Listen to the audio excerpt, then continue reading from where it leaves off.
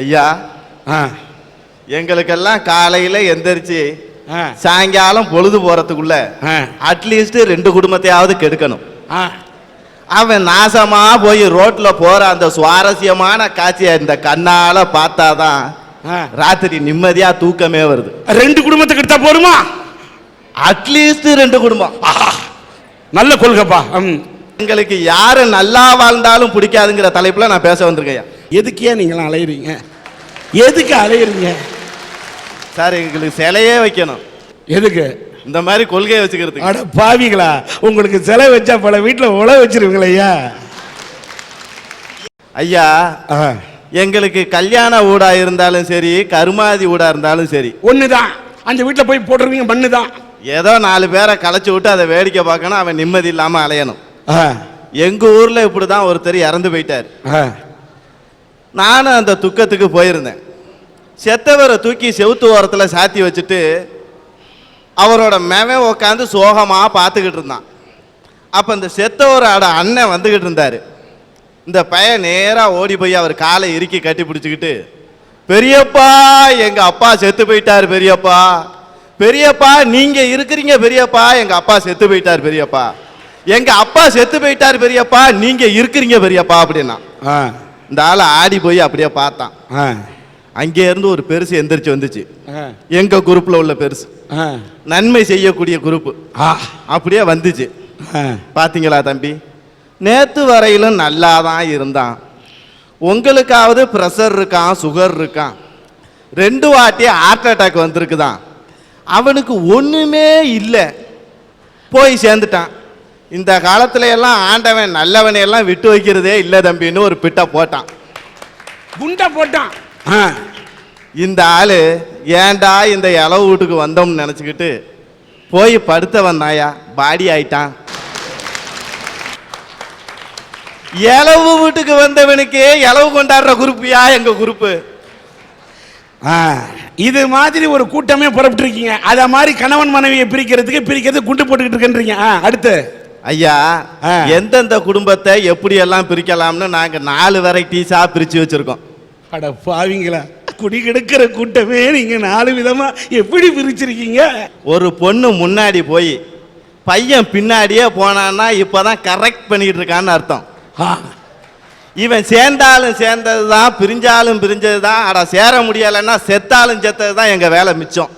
அப்பா, அதே ஒரு பொண்ணு ஒரு பையன் சும்மா அப்படியே அப்படியே அப்படியே உரசிக்கிட்டு போனாங்கன்னு வச்சுக்கோங்க, ஜஸ்ட் இப்பதான் கல்யாணம் ஆயிருக்குன்னு அர்த்தம்.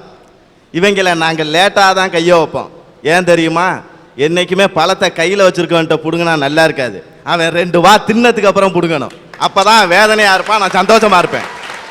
என்ன கொள்கையா, என்ன கொள்கையா? அடப்பாவு. அதே ஒரு பொண்ணு ஒரு பையனும் சும்மா ரொம்ப உரசுன்னு உரசிக்கிட்டு வந்தாங்கன்னு வச்சுக்கோங்க, இவன் அடுத்தவன் பொண்டாட்டிய தள்ளிக்கிட்டு வந்திருக்கான்னு அர்த்தம். எப்பா, உன் ஆராய்ச்சி உனக்கு பிஹெச்ஏ கொடுக்கலாம் போல இருக்கு ஐயா. அடுத்து 4வது வெரைட்டிஸை நல்லா கேட்டுக்கோங்க. ஒரு பொம்பளை வேற நான் நல்லா கேட்டுக்கணும். நல்லா ஒரு குடும்பம் நல்லா இருக்க கூடாதுன்னு நினைக்கிற சொல்ற விஷயத்தை நான் நல்லா கேட்கணுமா? இது நல்லா இருக்காங்க ஏங்க, நீங்களே யோசிச்சீங்க. ஐயா, ஒரு பொம்பளை பின்னாடி போய் ஒரு 4 அடி கேப்ல சனிய வந்தா வருது வராட்டினா போகுதுன்னு ஆம்பளை முன்னாடி போறான்னு வச்சுக்கோங்க, 2 பெத்துட்டான்னு அர்த்தம். இவனுக்கிட்ட நாங்க எந்த வீட்டை போட்டாலும் நச்சுன்னு உட்காரோம். ஒன்றும் இல்லை, பின்னாடி வர்றது யாரா உங்க பக்கத்து வீட்டு அம்மாவான்னு கேட்டா போதும், அந்த பொம்பளை வீட்டில் அவனை பெரட்டு எடுத்துச்சிடும். ஏன்டா நேற்று பிள்ளை பக்கத்து வீட்டுக்காரியோட தான் போயிட்டு இருந்தியா, அப்படின்னா அவன் என்ன ரோட்ல வச்சு இப்படி கேட்டு விட்டான் அப்படிங்க. அப்பா, உங்களை விட்டா கவுந்தியர்களையும் கெடுத்துருவீங்க போல இருக்கு, மகாத்மா காந்தியடிகளையும் கெடுத்துருவீங்க போல இருக்கு. அப்பா, இந்த மாதிரி ஒரு கூட்டம் அலைஞ்சா நாட்டில் எந்த கணவன் மனைவியா சேர்ந்து வாழ முடியுமா? இந்த மாதிரி சில பெருசுங்க அங்கங்க நுழைஞ்சி இதை போன்ற ஒரு கொள்கையை வச்சுக்கிட்டு எந்த கணவன் மனைவி சின்னஞ்சிருச்சுங்க சந்தோஷமா இருந்தாலே பிடிக்காம கொஞ்சம் இடைவெளி தெரிஞ்சா போறோம் உள்ள நுழைஞ்சி அப்படியே அவங்கள பிரிக்கிறதுக்கு திட்டம் போட்டுருது. உலகத்துல உன்னதமான ஜோடி, பொருத்தமான ஜோடி, புனிதமான ஒரு ஜோடி இருக்கு, அதுதாங்க செருப்பு. சரி சார், செருப்பு பிஞ்சு போச்சுன்னா தச்சு காலில் போட்டுக்கலாம். செருப்பை நஞ்சு போன செருப்பு வச்சுக்கிட்டு என்ன பண்ண முடியும்? காலுக்கு உதவாத செருப்பை கழட்டி தூக்கி எறிஞ்சிட்டு வெறுங்கால நடாத வந்துடலாம். ஒத்து வராத குடும்பத்துல குடியாரன புருஷனை கட்டிக்கிட்டு எங்க அம்மா டைவர்ஸ் பண்ணிட்டு இன்னைக்கு வாழ்க்கையில தனியா வந்து சாதிச்சு காட்டுனாங்க. எவ்வளவு கொடுமையெல்லாம் தாங்கி வந்தோமோ அந்த கதையை பத்தி சொல்ல வந்திருக்குங்க. அதாவது பொருத்தம் இல்லாம வாழற இந்த வாழ்க்கையை விட சேர்ந்து வாழறதை விட பிரியறதே மேலுங்க. எங்க அப்பா குடிச்சிட்டு வந்து எங்க அம்மாவுக்கு கொடுமைப்படுத்துவாங்கள. இப்ப நினைச்ச என் கண்ணுல தண்ணி வரலைங்க, எங்க கண்ணுல ரத்தம் வருதுங்க. அந்த அளவுக்கு கொடுமையை நான் தாங்கி இருக்கேங்கய்யா. எங்க அம்மா அழுதுகிட்டே சோறு போடுவாங்க. சோறு திங்கும் போது இந்த சோத்தை மனசு திம்பான்னு தூக்கி எறிவாரு சோறை. அந்த சோத்தை பொறுக்கி எங்க அம்மா எங்களுக்கு தண்ணியில் அலாசி புழிஞ்சு எங்களுக்கு போட்டாங்க. ஏன்னா அந்த அளவுக்கு எங்க வீட்டுல வருவீங்க. இவ்வளவு தாங்கி எங்க அம்மா வாழ்ந்தது ஒரே காரணம் இந்த மனசு திருந்துவானான்னு பார்த்தாங்கய்யா.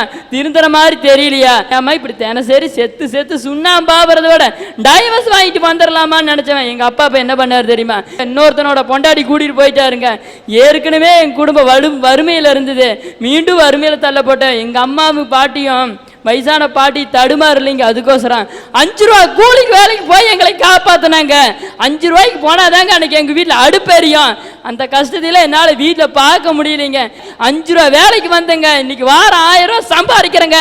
எங்க அம்மாவை பாட்டி உட்கார வச்சு சோறு போடுறேன். 5 ரூபா வேலையில இருந்து நான் 10 ரூபா வேலைக்கு வந்தேங்கய்யா. பக்கத்து கடையில் நான் வேலை செய்றேங்க. கடையில 50 லாரி சீட்ல எங்க அப்பாவுக்கு விழுந்ததுங்க. 10 ரூபா தானே கொடுத்து உதவி பண்ணலீங்க எங்க அப்பா. அந்த அளவுக்கு நாங்க ஆபாத போயிட்டோங்க எங்க அப்பனுக்கு. இப்படி ஒரு அப்பன் தேவையாங்க எங்களுக்கு? இப்படி ஒரு அப்பன் தேவையா? இன்னைக்கு தம்பி நானும் எவ்வளவு கஷ்டப்படுறேன் தெரியுமா? அவ கையை பார்த்தா தெரியுங்க எவ்வளவு கஷ்டப்படுறான்னு. அப்பா நடந்து போனா அவ அப்பா போறான்னு சொல்லி சொல்ல மாட்டான், ஓடி போறான் பாரு அப்படின்னு தான் சொல்லுவான் என் தம்பி. ஏன்னா என் தம்பி விட்டுட்டு போகும்போது 5 வயசுங்க அவனுக்கு. அதே மாதிரி நானும் எங்க அம்மாவும் ஒரு வளகாப்புக்கு போயிருந்தோம். வளகாப்புக்கு போகும்போது எங்க அப்பாவும் வந்தது, அந்த அம்மாவும் வந்திருந்தாங்க. ஏன்னா 2வது கொண்டாடி வந்திருந்தாங்க. வரும்போது வளையல் போட்டுக்கிட்டு இருந்தாங்க. இந்த மாசமா இருக்கு, நேர மாசமா இருக்குது, வளையல் போட்டுக்கிட்டு இருந்தாங்க. ஒரு வயசான மூதாட்டி வந்து என்ன நிறைஞ்சு சுமங்கலும் அம்மா நீ வளையல் போடுமா அப்படின்னாங்க. எங்க அம்மா தயங்கி இருந்த நாமளும் வாழை வட்டி இருக்கிறோம். அந்த பொண்ணுக்கு வளையல் போட்டு ஏதோ ஒண்ணு ஆச்சுன்னா நம்மளே தானே சொல்லுவாங்கன்னாங்க. அதுக்கு இந்த அம்மா சொன்னாங்க, ஏன் தயங்கி நிக்கிற? நீ என்ன தப்பு பண்ணனது பூரா வீட்டுக்காரரு, நீ ஏன் வந்து தப்பு தயங்கி நிக்கிற? நீ வளையல் போடு. அந்த அம்மா 100 வருஷத்துக்கு நல்லா இருப்பான்னு சொன்னாங்க. அப்ப பெருமைப்படுறேன். ஒரு ஓடி போடணும் அப்படின்னு சொல்லிக்கிறோட ஒரு வாழை வட்டிய பையன் சொல்லிக்கிற பெருமைப்படுறாங்க. இதுதான் போட்டுங்க. அந்த அம்மா சொல்லிக்கிட்டு இருந்தாங்க 2வது பொண்டாடி எங்க வீட்டுக்காருக்கு 3 பவுன் செயின் போட்டேன், 3 பவுன் செயின் பண்ணி போட்டு பெருமையா சொல்லிக்கிட்டு இருந்தாங்க. எங்க அம்மா வந்து வீட்டுல அழுதாங்களே. அந்த அழுவ எங்க அம்மா அழுதா என்னால தாங்க முடியாதுங்க. வீட்டுல பையனுக்கு முன்னாடி அழுதா பையன் வந்து தாங்கிக்க மாட்டான்னு வீட்டுல வந்து குமரி அழுதாங்க. குருவி சேர்த்துற மாதிரி நான் வீடு கட்டுற சேர்த்தனுங்க. 1 ரூபா 2 ரூபா இல்லைங்க, 4 பவுன் எங்க அம்மாவுக்கு தெரியாத கடையில போய் 4 பவுன் பண்ணி எங்க அம்மா கழுத்துல போட்டேங்க. எங்க அம்மா இப்போ ஒரு வார்த்தை சொன்னாங்க, உங்க அப்பங்கூட பொழைச்சதை விட உன்னை பெத்தது சந்தோஷப்படுறேன்னு சொன்னாங்க. அந்த சொல்லுதான் உங்ககிட்ட நான் பேசிக்கிட்டு இருக்கிறேன். அந்த சொல்லுதான் உங்ககிட்ட நான் இந்த அளவுக்கு என்னை முயற்சி வச்சுது. உன் பேரு ராஜேந்திரன். உங்க அம்மா கழுத்துல நீ போட்ட நகை தங்கமோ என்னமோ எனக்கு தெரியாது. உங்க அம்மா பெத்தெடுத்த நீதாயா தங்கம், நீதாயா சிங்கம். ஆனா உன்னை பார்க்கும்போது எனக்கு என்ன ஒண்ணு தோணும் தெரியுமா? இதே ராஜேந்திரன் ஆகிய நான் என் தங்கை கல்யாணின்னு ஒரு படம் எடுத்தேன். சின்ன பிள்ளையில அப்பங்காரன் செந்தாமரை என்னுடைய சின்ன வயசுல விட்டுட்டு போனோன்னு அம்மாவா ஸ்ரீவித்யா நடிச்சிருப்பாங்க.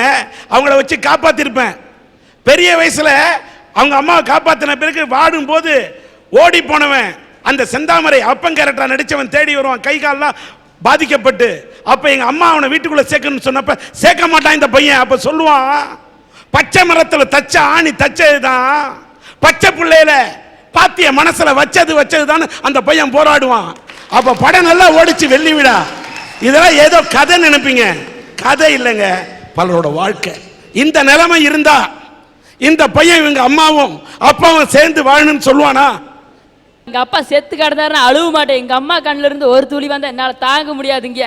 இந்த அளவுக்கு எங்க அப்பா வெறுக்கிறனா காரணம் நீங்களே புரிஞ்சுக்குங்கய்யா. நீ சொல்லவே வேணாம். என்னால ஒரு பானை சொத்துக்கு ஒரு சோறு பதம் என்பதை போல நீ பேசும்போதே என் ரத்தமே கொதிக்கிறது என்று சொன்னால், ஆம்பளை புருஷன் ஒரே ஒரு 3 முடிச்சு போட்டதுக்காக என்ன வேணாலும் ஒரு பொண்ணை போட்டு குடிச்சிட்டு அடிச்சா எத்தனை நாளைக்கு ஒரு பெண் தாங்குவாள்? பொங்க மாட்டாளா? அவ பொங்க வேணாம், பெத்த புள்ள பொங்க மாட்டானா? ஐயா இப்படியெல்லாம் குடிகாரங்கிட்ட பிழைக்கிறதெல்லாம் ஒரு பொழப்பாயா? டைவர்ஸ் வாங்கிட்டு வந்துடலாயா நிம்மதியா? இப்படி பொருத்தம் இல்லாமல் வாழ்வதை விட சேர்ந்து வாழ்வதை விட பிரிந்து விடுவதே மேல் என்று இந்த ராஜேந்திரன் சொல்லுகிறார். அதை இந்த ராஜேந்திரன் கேட்டுக்கொண்டிருக்கின்றேன். ஆனா வரேன், தீர்ப்புக்கு வரும்போது நான் பார்க்கிறேன். அடுத்து கோழி ஒரு கூட்டிலே சேவல் ஒரு கூட்டிலே கோழி குஞ்சு ரெண்டு மின்று அன்பில்லாத காட்டிலே அடுத்த வீட்டு பாப்பா இப்போ அம்மா அப்பா மடியிலே அதிர்ஷ்டமில்லா பொண்ணுக்கு தான் சேர்த்து வைக்க வழி இல்லை. இந்த பாட்டு அந்த படத்துக்காக எழுதுறீங்க, என் வாழ்க்கைக்காக எழுதின வரி. விவாகரத்து வருதுன்னா என்ன காரணம் நினைக்கிறீங்க? கணவன் மனைவி விட்டு கொடுத்து பரஸ்பர நம்பிக்கையோட வாழ்ந்தா விவாகரத்தே வராதுங்க ஐயா. 16 வயசுல எங்க அம்மா கல்யாணம் பண்ணாங்க. 22 வயசுல எங்க அம்மா வாழ்க்கையே முடிஞ்சு எங்க தாத்தா வீட்டுக்கு போயிட்டாங்க. எங்க அப்பா எப்பேற்பட்டாலு, அவரு குடிக்கிறதா இல்லையோ ஃப்ரெண்டு குடிக்கிறேன்னு கேட்டா போதும், அவர் கையில காசு நிலத்தை வித்து கூட கொடுத்துருவாரு. அவங்களுக்குள்ள எப்படி விவாகரத்து வந்துச்சுன்னு சொல்றேன் கேளுங்க. எங்க அப்பா வந்து அவங்க மாமியார் வீட்டை பத்தி தப்பா பேசுறது, எங்க அம்மா வந்து அவங்க மாமியார் வீட்டை பத்தி தப்பா பேசுறது. சின்ன சின்ன பிரச்சனைகள் முத்தி பின்னாடி அவங்க எதுல வந்துங்க ஐயா நின்னாங்க? விட்டு கொடுக்காதனால விவாகரத்துல வந்து நின்னாங்க ஐயா. விவாகரத்துல அவங்க 2 பேரும் பிரிஞ்சிட்டாங்க. பாதிக்கப்பட்டது யாருங்க ஐயா? நீதான். நான் தான். எப்படின்னு சொல்றேன் கேளுங்க. +2 வந்தேங்க ஐயா. நம்ம அம்மா தான் நம்மளை நல்லா தானே படிக்க வைக்கிறாங்க, அப்ப என்ன கவலைன்ட்டு +2 வந்தேங்க ஐயா. +2ல என்னை ஒரு டீச்சர் கேட்டாங்க ஐயா, உங்க அப்பா பேர் என்னம்மா அப்படின்னாங்க. சொன்னதுக்கு சொன்னாங்க ஐயா, நீ ஏன் உங்க அப்பா பேர் இன்சில் போடாம உங்க அம்மா பேர் இன்சில் போடுற அப்படின்னு கேட்டாங்க. அங்க போய் நான் திரும்ப பிளாஷ்பேக் ஆரம்பிக்க முடியுமாங்க ஐயா? நான் சொன்னேன், நீ ஆனா நான் சொல்லட்டுமா, இன்சியலா அம்மா பேரை போட்டா என்ன? படைச்சவன் பிரம்மா, பிரம்மாவனம் பார்த்தது இல்ல, என்ன பெத்தது எங்க அம்மா, என்ன வளர்த்தது எங்க அம்மா, எனக்கு ஆளாக்குனது எங்க அம்மா. எங்க அம்மாவோட பேரை இன்சியலா போட்டா என்ன தப்புன்னு கேட்கணும். அப்ப கேட்டதுக்கு அப்புறங்க ஐயா என் மனசு ரொம்ப வேதனைப்படுச்சு. நம்ம அப்பா நம்ம கூட இருந்து நமக்கு அன்பு செலுத்தி இருந்தாருன்னா இன்னைக்கு நம்ம அவரோட இன்சல் போட்டிருந்தா நம்மளை இப்படி இன்னைக்கு ஒரு கேள்வி கேட்டிருப்பாங்களா? அந்த பிள்ளைக்கு அப்பா கூட வந்தாரு, நமக்கு வரல. அந்த பிள்ளைக்கு அப்பா அப்படி செய்யறாரு, நமக்கு செய்யல அப்படின்னு என் மனசுல ஒவ்வொரு ஏக்கங்களும் வேதனைகளும் உண்டாச்சுங்க ஐயா.